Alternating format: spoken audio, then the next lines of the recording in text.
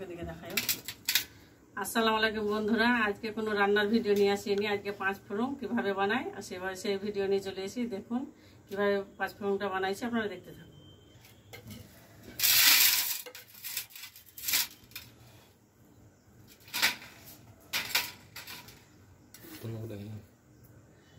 জিরে 2 চামচ দিয়ে দেবো,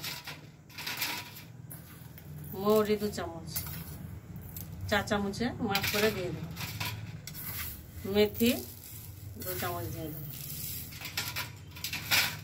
কালো জিরে 2 চামচ,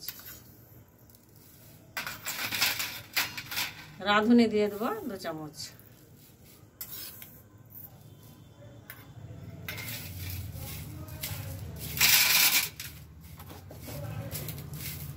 দেখলেন বন্ধুরা কিভাবে আমি রাঁধুনিটা বানালাম।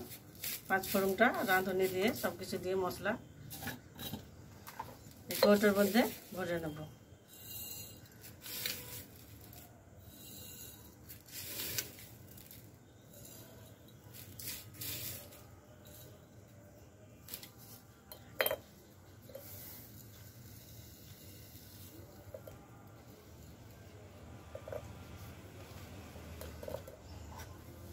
ভরে রাখলাম।